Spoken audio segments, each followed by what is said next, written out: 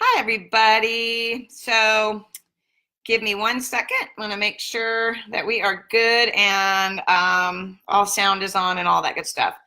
Okay, so it's Carmen here. For anyone who's new, Carmen Hunter, the founder of the Institute for Functional Health Coaching and the Mentorship Group. Hi, Ellen. So here's what we're going to do. I've got another tab open. I'm going to be reading your comments and your needs from there, and I'm live in another page. I'm not going up into my upstairs office today because it's really dark around here. So I had to get into a window, so I had some light here. So here's the announcement was today's topic. What are you afraid of? Post below what your biggest fears are about health coaching, and I'll go live with some support. So again, I've been health coaching for almost 10 years. You guys, there's not much I have not come across or dealt with or been faced with or had to overcome over the years. Nobody, the thing is that yes, we all have different things that we focus on. Yes, we all have different groups that we help, and our businesses are all structured differently, but we all have one common thing here.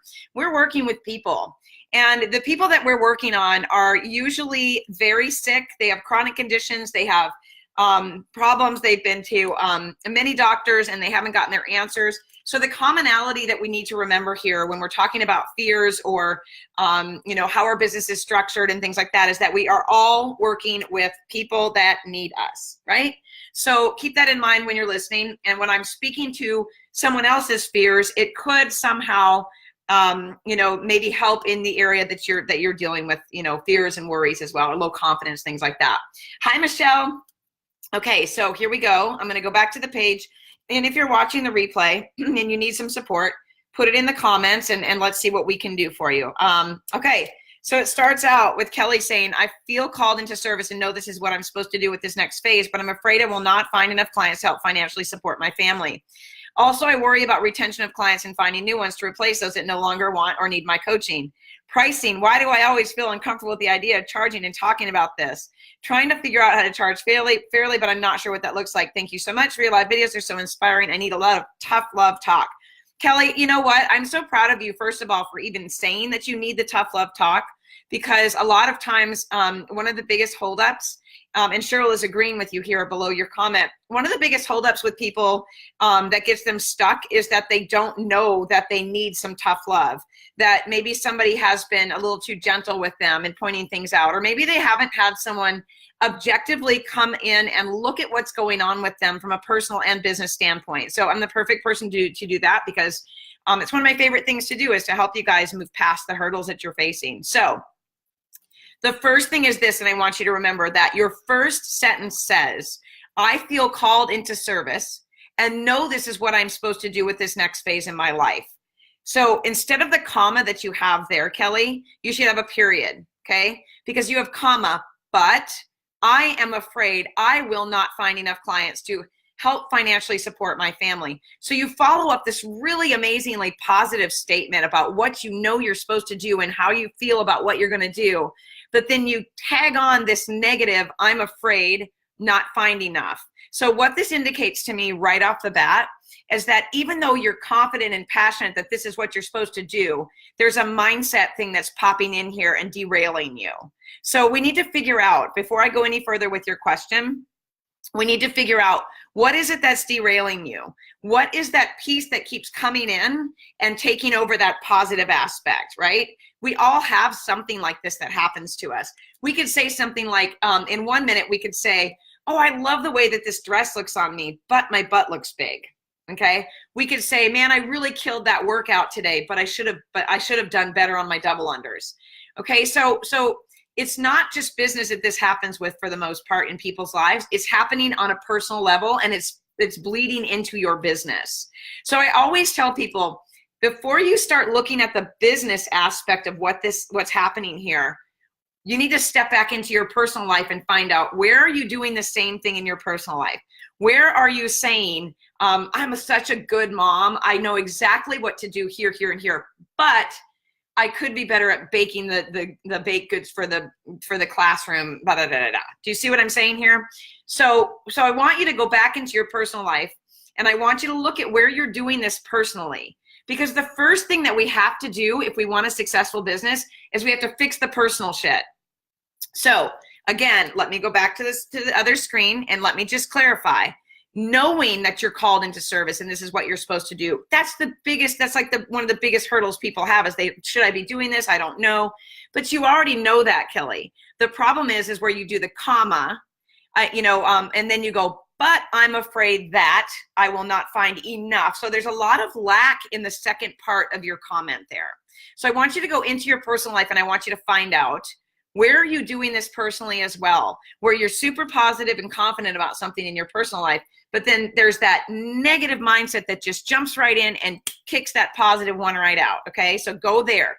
And that means going deep into your life and finding out, and everybody knows how much I love to talk about trauma and childhood stuff, find out where this came from and go back a couple years, go back a couple relationships ago, go back a couple of friendships ago, go back into your relationship with your mother, your sister, your father. Somewhere in there, you develop this belief that you are not, that you're either not worthy or that you don't deserve to have good and positive things. Otherwise, this "but I am afraid" talk wouldn't come in. Does that make sense? And it doesn't have to just be Kelly telling me, does that make sense? You guys give me thumbs up. Do you understand this, what I'm saying? Because if you understand it, then I hope Kelly's going to understand it. And maybe she gets on live. That would be great. All right. Also, I worry about retention of clients. Okay, first of all, let me speak to this. There are schools and people out there that tell you to retain clients for life. Absolutely 100% disagree with that. What I like to see is health coaches working with clients, teaching them sustainable ways to live their life in a healthy way that feels good, and then using that good relationship and getting that testimonial as a referral and building a referral-based practice. I don't think it's ethical to try and retain clients because a lot of things happen there. So what happens is we start holding back information that we know that they could use because we want to stretch it into another month. Or we don't offer as much support or something like that. I want to give those clients, and I want to see health coaches giving those clients as much help on the front end and as much support and empowerment, inspiration, and sustainable decision-making abilities to take action in their life so that they then turn around, provide a testimonial, and offer referrals. So let's get rid of the idea that we're going to retain clients. Okay, I don't like that at all. It feels icky. It feels unethical to me, and it's just not a good way to run your business. So the finding new ones to replace those that no longer want or need your coaching are going to come through that testimonial and referral process. Okay, so is everybody getting that? Is that pretty clear? Okay. The last part of Kelly's post, and this is such a great post, Kelly, because you're touching on pain points that I know everyone is going to get. They're going to get something from this, because I've seen these same questions over and over again from health coaches, and I am absolutely thrilled to be able to talk to them regularly, because we need to start seeing a trend and a change in the way that coaches are thinking about how they're doing this business, how they're getting their clients, and how they're structuring pricing. Okay, so you say pricing. Why do I always feel uncomfortable with the idea of charging and talking about this? Because of the first part of your question, where you are letting that negative mindset come in, and we need to find out where that's coming from. You're uncomfortable with it because something's telling you that you're not worth getting paid, and talking about it just puts that exclamation point on discomfort. Okay, so we can think about something and feel uncomfortable, but the minute we start talking about it, it really increases that discomfort. You can almost see people get itchy and just kind of uncomfortable, itchy, hidey. I don't want to talk about pricing, or because there's some sort of a belief that you don't deserve to be paid. And again, if you want to go out to, I've done so much training on this, the Health Coach Hobbyist, how to price and structure, how to get clients, all of that. I talk about this ad nauseum. This is not a hobby. One of the reasons why health coaches struggle with pricing, not only is it because something happened in their life where they feel they didn't deserve to be paid, but also is because we've been through a journey, or we have spent so much time learning something, and we're so excited about helping other people that we feel that we should just be giving it away to others. We want them to be healthy and happy. And we feel like, well, oh my gosh, I just want to help you so much here. Let me help you for free. And it feels sort of unethical to you maybe to be asking for money because it's something you feel passionate about. Well, here's the deal. There are plenty of people out there that are doing what they love in our world today. You've got people working on an assembly line that love working on an assembly line. They're not worried about taking a paycheck. You know, there are people out there that love to sell cars. Trust me, they're not worried about walking up to you, giving you their card and trying to push you into buying a car. So I want you to find a way to see this as a business so that it can start treating you like a business, if that makes sense. Because what happens is we take away all the power from ourselves and we give it to all these people out there that are looking for us to help them for free. And all these people out there that we think don't believe that what we're doing is a job. I want you to take that power back to yourself, and this goes for everyone out there. Take it back to yourself. Know that you're worth being paid. This is a profession, and I promise you, in the next 10 years, when health coaches are making all kinds of money out there, that this is going to be less of an issue for us. Because it's not so mainstream, because we've done it as hobbies, because we've walked through a journey, because we have a heart for people, because we're intuitive, we're empathic, we're loving, we're kind, we're compassionate, we're giving, we feel like we should just do that for free because these are human needs and human nature and nurture feelings. That doesn't take away from the fact that we still deserve to have the energy flow back into our lives to be paid. So I want you to compare health coaching with, oh gosh, let me think of something. Let me grab a drink here. Hold on. Okay. So let's compare it with social work or, that is so good. If you guys haven't tried those, oh my Lord, the Rebel drinks with the reishi mushroom. Okay. Social work, same type of thing. They're heart-centered people, right? They're giving of their time, their energy, their hearts. They, you know, people who work with, I mean, I'm dating a guy who works with at-risk kids. I can promise you he doesn't have a problem being paid, but he still pours everything he has into what he does. It's the same thing with health coaching. Just because it's a passion and it's coming from the heart and it's a heart-centered business doesn't mean you don't deserve the inflow that comes back from that. In fact, you know, what happens when we don't put pricing on it and we don't get paid for it is that we stop the flow of energy into our lives, a good energy into our lives, right? We stop it, we halt it completely. And then we're stuck with the fear and the doubt and the worry that what we're doing, you know, that we're not going to be good enough, or we're not going to give enough of our time, or all of those things. So that's how I would think about this. I would feel it out a little bit. You know, where is this coming from? Keep going back in your life. Where is it coming from? Remember and reframe the idea that health coaching isn't a profession, because it is. 100% it's a profession. It's going to be even bigger as time goes on. And see if that helps. Okay, is that helpful so far? Makes sense? Okay, good. Okay, so let me go back to the other screen. Happy Monday. Yes, happy Monday. It's a fantastic Monday, even if it's still freaking raining for like the third week in a row here. Oh, good, Kelly, you got on. Makes sense. Never thought about it that way. We'll put thought into this after the live. Good deal. Yay. Yeah, okay. Absolutely love the way I see referrals instead of retention. Absolutely. Yeah, and yeah, the 6-month program is just too long. You guys got it. You got it. Joe says forever retention would mean we're not doing our job. And Ellen, I have the confidence my clients love working together with me. I just have difficulty getting new clients. I ask for referrals and have advertised for a full year in our local health magazine. Okay, I'm going to return back to that because I'm going to go back to the original screen where the first questions are for the day. Okay, so Tammy, I am not good enough. Biggest fear, hands down. I am going to fly up there and smack you, girl, because my Lord, you know you're good enough. You know you are deep down in your core. That's where we have to go for the good enough stuff. So I recently counseled somebody and did some mentoring with someone who said that they wanted to be validated by a man. It was actually, there were 2 separate women that said this to me. If he just told me I was pretty, I would feel better.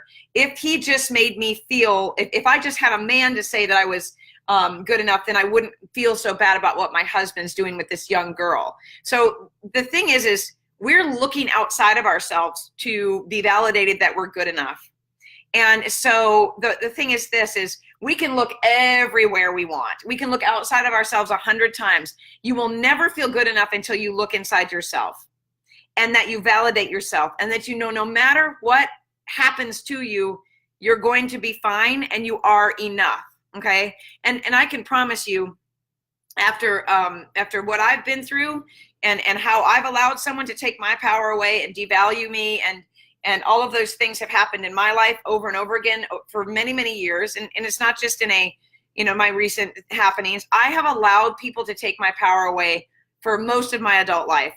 And, when I started recognizing that was happening, I noticed all around me that things were not, it didn't go as well as they could have. But once you start turning that validation around and saying, I am good enough, I've got this, I don't need anybody to tell me that I'm pretty or that I'm smart or that I'm anything. Because if you're doing the best you can in your own life and you're showing up for yourself, that's the jumping off point. It's not going to be static though. Every day something's going to happen to us that's going to challenge that thought process, because it's coming from a place of programming and core beliefs. And I have to go into this. And I've said before, I'm going to go into it at some point. I'm going to do a training on it, but I'm going to touch on this now because this is really valid. So, because it's going to remove the guilt off of you, Tammy, and other people too that are saying, and Cheryl saying yes to all of the above. Many people, Tammy down here, Stolo, Tammy Earl, not good enough, afraid I won't help people and I won't get referred. Okay, afraid, fear, not good enough, don't know enough, all of that stuff. That is all relevant to this topic, so I'm going to speak to it, okay? So when we are born into families that we know that our parents, hopefully they did the best they could. We know they did. Everyone's doing the best that they can. But, when we were small and we were infants and all of that, and you can look all this stuff up, you guys, and I'm just giving you the very bare bones of this. We were children looking for validation and nurturing. From the minute we entered the world, we cried to get our attention or to get our needs met. We laughed when people looked at us to get attention. It's all about fulfilling the needs that we have deep inside of us from the time that we were born into this world. Now, many times and most of the time, something has happened in all of our lives to establish something inside of us that gives us our core beliefs that we are not good enough, not pretty enough, not worthy, not valued enough, all of those things. And so when we are programmed that way, as we go through our life, we enter our business world and our adult relationships, and we are still seeking the validation from when we were small. Okay, give me a thumbs up if you're tracking me on this right now. Okay, because that's our family of origin is our safe foundation. It's our secure base, is what they call it. It's the place that we return to from the time we were born and throughout our lives to get our needs met. Well, if you didn't get those needs met, thank you for letting me know that you're tracking me here. If you didn't get those needs met and you were programmed to believe specific things about yourself from the time you were small, programming has to do with how your neural pathways are in your brain to tell you specific things. So take the guilt off of yourself of feeling like you as an adult are making yourself feel not good enough. It's coming from when you were small. So how do you fix that? You have to change the programming. And that means you have to figure out, what are my core beliefs about myself and where did they come from? And then once that starts to happen, you get to go back in and reprogram yourself as a grown woman, as a grown man, as a grown up that can function in this world and doesn't need validation or approval or anything from anyone else. And that's how you start to shift and change and become good enough, enough. You lose your fears, you gain confidence when you can undo the programming in your life that happened when you weren't even, you didn't even know it was happening. That's the other thing, you guys. How can we blame ourselves and be so damn hard on ourselves for things we had nothing to do with? We didn't come out of the womb and say, you know what? I would like to feel neglected and emotionally abandoned. I'd also like to feel rejected and unloved so that I can carry that shit into the rest of my life and not have a good business and not have a successful marriage or happy relationships. No one comes into the world that way. But unfortunately, that is kind of, what we're born into. We take what we get. And then later in life, we hope that somebody tells us that we were programmed to be and feel and think a certain way so that we can recognize what it is and start to make changes with it and to it, right? Are you guys with me here so far? Okay, let me go down further in some of the questions because I'm going to keep speaking to this. Oh, I just poked myself in the eye. Okay, Kirsten, that someone may be harmed by something I educated them on. Okay, so here, this is the boundaries work right here. If you are educating people by providing information in a safe way and using your language appropriately, by saying, I suggest you look into, you might want to consider thinking about, if this were me, I would. Those are all risk-reducing statements, right? Those are all statements that are putting this back onto the client that you're educating. So if they get hurt or harmed or sick or anything like that, it's based on the action that they took and not the suggestion or recommendation that you made for them. Not only verbally is it important, but getting all of that in writing. Because, you know, yes, of course, we want to protect ourselves, and we would never want anyone to get hurt or for anything to happen to someone. But we've got to remember that we are not responsible for other people's actions. So when you do everything the right way and you deliver things appropriately, and you make it very clear to them, you know, this is your body, these are your decisions, you can then remove yourself from it because you have to. It's just like with doctors. I mean, they kill people daily. They don't mean to. It's not like I'm going to go into this surgery and I am going to take out the wrong kidney. That's what I'm going to do today. And then I'm going to go home and have a drink afterwards. We're not going into these relationships with our clients saying, I want to make this person as sick as possible, so I'm going to give them all kinds of bad information. You've got to relieve yourself of that responsibility and that liability. Do the work the safe way. Work with the client and provide the information in a safe way that makes sense. Then release yourself from the responsibility of the action that they take. You're not putting the spoon in their mouth. You're not making the decisions for them. At least I hope no one is. And then release it. You have to figure out a way to do that. So the best way to do that is to just be careful with how you deliver information. Then remind yourself, you know what action they take is up to them. I've done the best that I can, and move on. All right. Finding clients and fee schedule. So Kathleen, there's actually, oh my gosh, I don't know if you're in the mentorship group or not. If you are, there's training on getting clients in there. I also have training on how to get clients and fee schedules on the Institute for Functional Health Coaching's website under resources. My training is dirt cheap, you guys. And I'm throwing myself a bone here with the amount of work and time that I put into supporting coaches. The prices on my stuff, ridiculous. So I would go out there and look at that. I have topics and training on so many of these things right here, because you can't just cover this topic in a live. You know, it's much more extensive than that, because then I have to know, are you working online? Are you working in the community? You know, are you marketing? What's your budget? What's your business model like right now? There's so many pieces of that. What are your demographics? So I did a training on it. So I suggest you go take a peek at that, because I would have to spend an hour on here, and I've already done a 3-hour training on it. So go take a look at that. Yeah, okay, so scrolling down. Kim, I've overcome so much of this doing mindset work. Yes, you have, and I'm so proud of you. And lots more experience working one-on-one with clients. I will always be a work in progress. Of course, we all are, absolutely.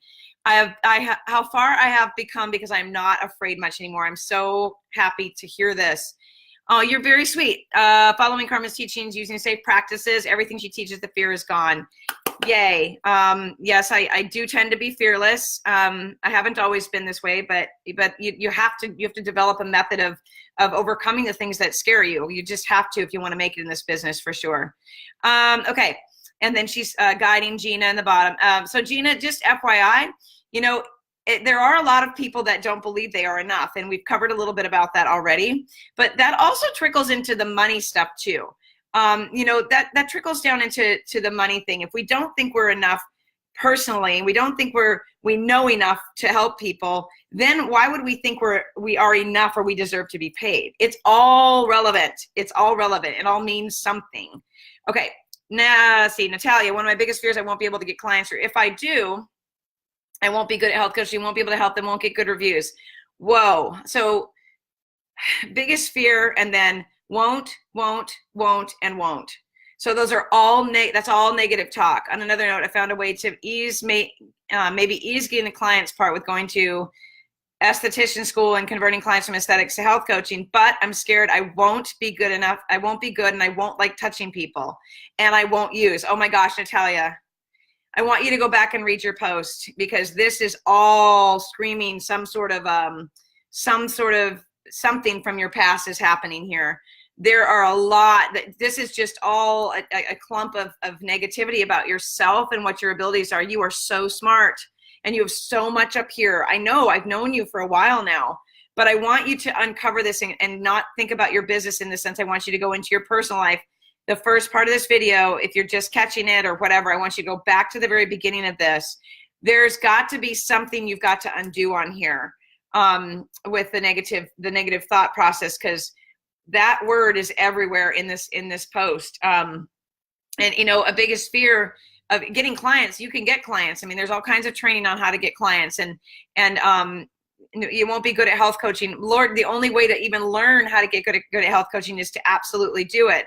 But you're saying that you don't know, it's almost like you're saying you want clients, but I don't. I want to touch people, but I don't. I want another certificate, but I don't. I wouldn't spend one more dime until you uncover what's happening with the mindset. I wish I could say a lot more to it, but it's all mindset related here. But I want you to go back in your past. I want you to dig into the worth, the self-worth, and then and I want you to stay there until you figure out where all of the fears and all of the insecurity and the really inconsistency is. Well, it's almost like you're going into two different places here. You think you want to do this, but you don't. You think you should do this, but you're not. I mean, there's a lot of uncertainty in that post, Natalia. So yeah, I don't know. Mindset all over the board for sure. Let me put my brain on some ideas, some books or podcasts that may work for you. But, you know, look at Mel Robbins, first of all. Look at her for the overcoming things. But I really want you to dig into Brene Brown. She's the first person I would send you to upon reading this right here. And I want you to look at maybe the book on the gifts of imperfection and the power of vulnerability. Look at her videos, read her books, whatever you can do, because that's where I would go with this kind of post. It's the first person that actually popped into my head just now. Gina, I have a lot of fears, but I know this is my calling. My fear that I won't know enough even after you finish my course. Well, you don't have to. Absolutely don't have to know anything more than you know right now, because it's a learn as you go process, which you're going to learn as you get through the curriculum. People will say it's too expensive. I talk about all that in the curriculum. First of all, here's the deal. They aren't your people. If you put a price on it that you know is fair, ethical, and worth your time, don't worry about the people who say it's too expensive. Who cares? Goodbye to them. Goodbye to them. I'm sorry, but you know, do your homework on the demographics. Do your homework with what you're offering. Make sure you're being ethical about it. And then you need to let those people go. They can say whatever they want about it. It's fine. But you're going to attract people that don't feel that way. And yes, in your area, there are people that will believe that. Scared you won't get enough clients. Okay. You got to show up to get clients, you guys. Absolutely. And Gina, there's training on how to get clients within the in the curriculum. So watch that. There's training speaking to everything in your post. So make sure that you watch it. That you will care more about their health than they will. I do this, obviously do this already. I'm glad that you're saying that, because there's training on that too. But look on the what to expect from working with me and create a really nice, solid what to expect from working with me to give to your potential clients that tells them, I can't care more about your health than you care about yourself. If I see that happening, da-da-da-da-da, okay? So go to the back of the fees and services page and read that. Then I want you to go, Gina, into the intake form, and I want you to look at the end of that. There's a client agreement there. That's going to help answer some of these as well. Okay. Unfortunately, on a given day, Merle is saying any of the above creep into my thoughts. It's okay though. Let them climb in. Let them climb in. See them, then kick them out. So too often, what's happening, you guys, is we're getting stuck in our thoughts. You know, so it's okay to have these thoughts. It's okay to feel inadequate and not worthy and low confidence and afraid. The problem is, well, there's two problems. One, are you living there? And two, how are you reacting to the thought? So we don't want to get stuck in these feelings of low self-worth or not deserving something. If you get stuck there, that's a problem, okay? So how do you not stay there? Though you've got to develop a habit of seeing those things come in, see what they mean, feel what they mean. They're going to bring some things up. If your body starts to react to the thoughts, it's usually a sign of trauma, okay? Because our bodies don't forget. Our cells are imprinted with the DNA, with trauma. Our cells remember everything that happens to us. So if you're thinking about something, let's use a topic like maybe somebody says to you, let's go back to the prices. So you're charging that for an hour of your time? That's ridiculous. Okay, I want you to see that. Oh my gosh, is that maybe I shouldn't be charging that much? What does this person think of me? If your body starts to react, that's coming from a place that you learned or were nurtured into when you were small. So what I want you to do is I want you to see it. I don't want you to give it power. I want you to see it, and I say this all the time, like a slideshow, like the microfiche. You guys remember that? I mean, I'm 48, so, you know, I remember microfiche. But I want you to see it sliding across the screen of your mind and then exiting out. So almost like coming in one side of your brain, see the thought, the judgment, the feeling, and then watch it leave the other side. And you can have the feelings, just don't get stuck in them. So what I don't want to happen is for the negative thought to come in your mind and stay right here. Because that's where we start to ruminate. That's where our body starts to start feeling the stress of it even more. And then we start living there, and then our business starts to get stagnant. We don't do the work we're supposed to do. It determines our mood. Our relationships are not as strong. Things start to go to shit when we leave that thought process right here. So you've got to see it leave. And it takes time to develop the habit of doing that. It also takes having somebody that you trust, that you can lean on, that you're connected to, that can hear and see what you're going through, and not sit there and go, oh, you're great, you're this, oh, you deserve that. No, that person needs to sit and hear the painful thoughts, memories, and feelings that you're having around a trigger, like someone saying you don't deserve to be paid. You need to get it out. You need to tell them how you feel. They need to see it, receive it, not try to fix it, but empathize with you so that you can let it go. There is healing only in relationship with other people. You can't heal by yourself, okay? Think about it like a thought about your prices, or a thought about you and your job or your business as a gunshot wound, okay? You're all alone, you got a gunshot wound, and you can't treat yourself. Let's just say that that's happening, okay? You've been triggered, someone's hurt your feelings, da-da-da-da-da.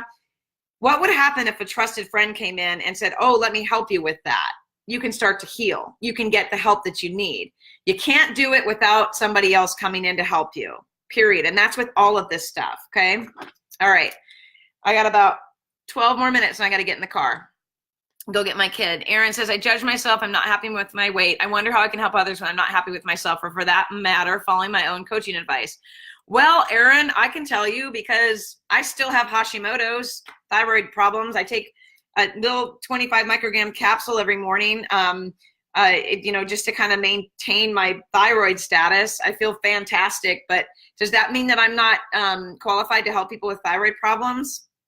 Nope, it doesn't. It means that I've got my own life and I'm a human being, and so, the other thing is that health coaches, we need help too. We need therapists. We need health coaches. We need someone to objectively come in and support us. So to think that you can deal with all of that on your own it's not fair to you. So if you're worried about your weight, first of all, I think you look fantastic. Do you have an unrealistic idea of what you should look like? Do you think other people care what you look like? Do they? They don't. They want to know if you can help them. And let's go back to reminding ourselves that people don't resonate with people who look perfect. They just don't. They're not going to hire some supermodel, a person that's like, I'm a health coach in a bikini in Bali and I'm holding retreats. Do you want to come down? No, they're going to be like, hell no, I don't want to spend a whole weekend next to her. She looks like a supermodel in a bikini. No, I want to hire someone that's been through the ringer. I want to hire someone who's working their way out or has been through it and is on the other side. I don't even mind to work with someone who's got their own stuff so that I don't feel so alone in my own pain. So we've got to drop the idea that people are looking for perfection, because they're not. They're looking for someone to relate to. They're looking for someone who can help them. They're looking for someone who can inspire, uplift, and empower them and give them sustainable things. So let's drop the idea of what we think people are looking for, because first of all, we're not mind readers. Second of all, it's not realistic. And third, it's exactly the opposite of what you think. So whatever you think about yourself that you think other people are looking for, I want you to think the opposite.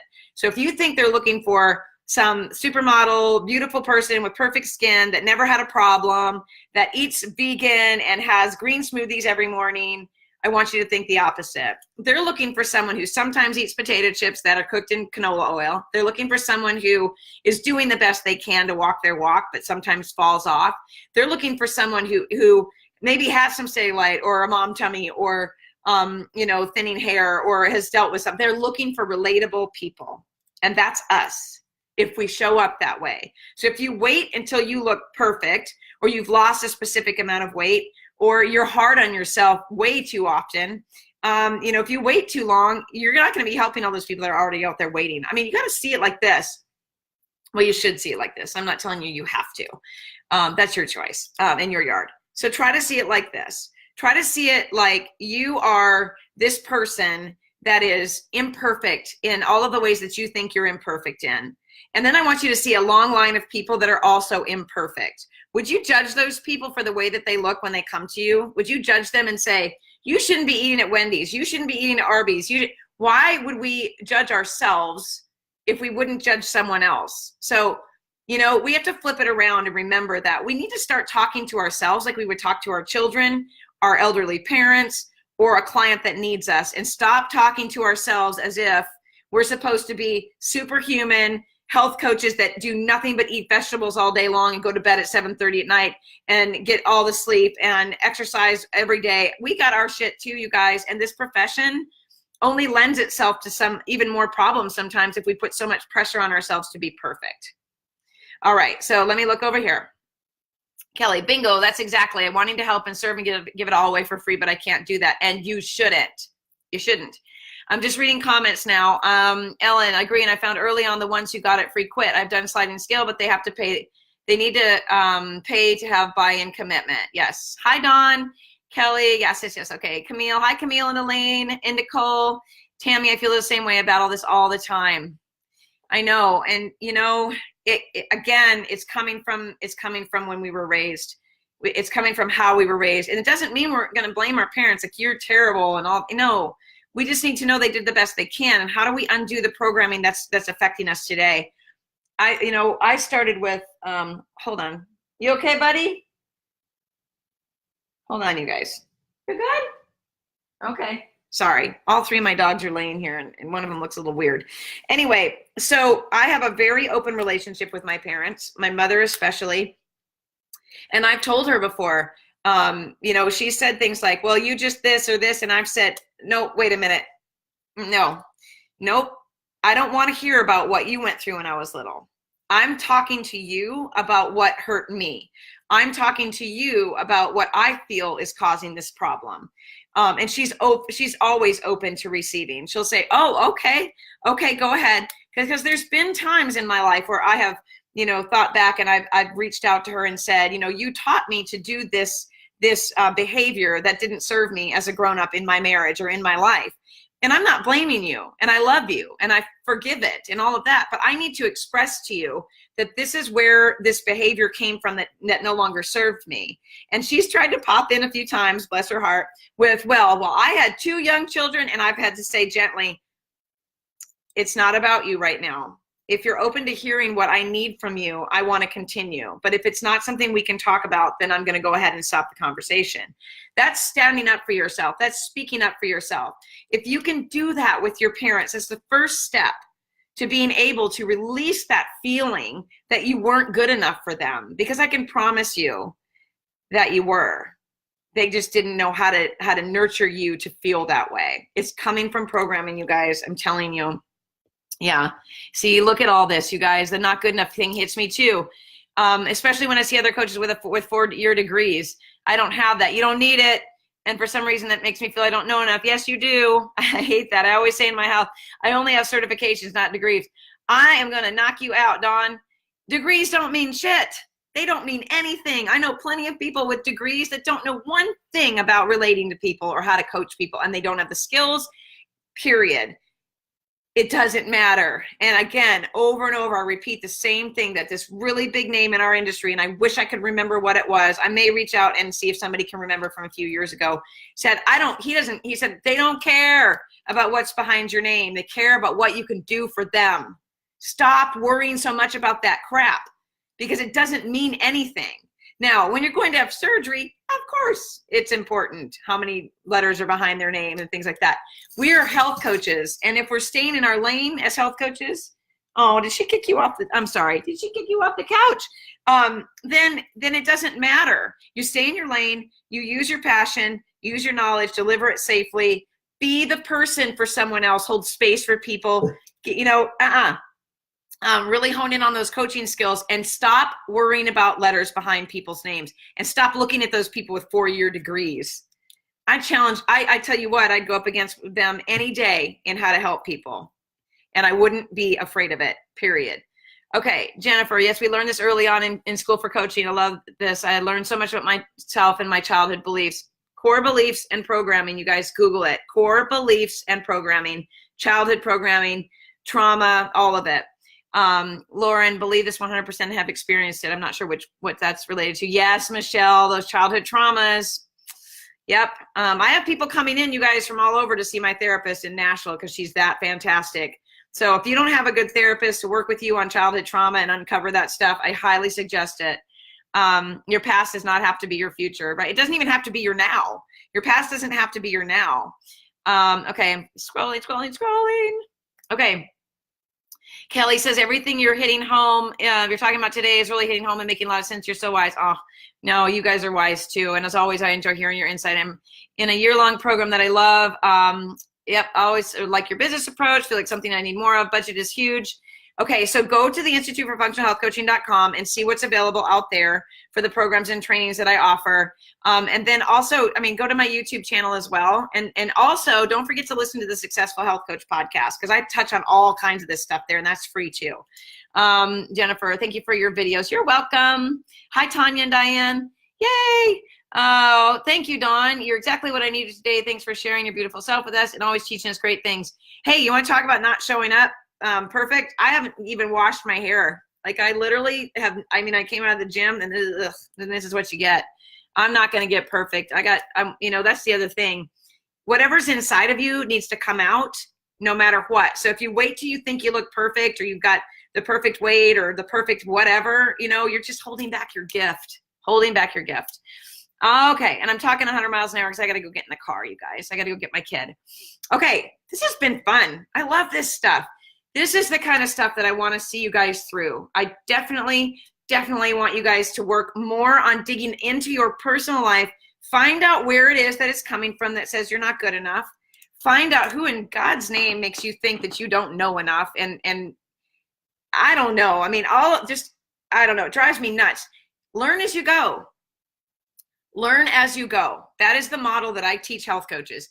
Learn as you go, because don't fill your head with all kinds of information that you may or may not ever use. You can know everything about the gut microbiome. Go ahead, learn it all. And then show me one client that wants to hear all the details of that. Because we're not supposed to be, you know, giving them action steps or telling them, let me back up. We're not supposed to be telling them what dosages to take of probiotics. We're not even supposed to be telling them which probiotic to take. We can make suggestions and recommendations. It's up to them to take action on how much they take of things, how much they learn about things, what they eat, and what they do. So the more, it's almost like the more knowledge I think health coaches have, the more they feel they need to know more. So let's take that pressure off of ourselves and let's stop all of this. You know what? Let's stop all of this health knowledge stuff right here and let's move into the mindset stuff that's preventing you from using that knowledge in the first place, right? Okay, is there anything else? I think that's it. Okay, good to see you guys too. Yes. All right. Any topics you want me to talk about, put them in the mentor or in the clarity group and tag me. Happy to always come in and talk and give some tough love and share my experience and let you know I'm just like you because I've been doing this for a really long time and I've had all these same feelings. You know, I went chasing a certification that is crap because I didn't feel like I knew enough or I felt like I should have letters behind my name. Biggest $5,000 mistake I ever made. Doesn't mean anything. I don't even use letters behind my name in any capacity at all because they don't mean anything. But I can tell you this, when I talk to people potentially and do a consultation on the phone, before we hang up, they know I can help them. They know it. It's a conversation. It's not, oh, my name is Carmen Hunter. I'm a certified health coach, and here's where I went to school. That's not what hooks them. What hooks them is the ability to hold space, hear them, and reassure them that you have a way for them to get their life back and that you're going to be there for them. That's what they're looking for. Okay, you guys. I know. Yeah, stop studying. It's exhausting. All right, have a great day, and thanks so much for all the input. I love it. Love the interaction. Have a great one, guys.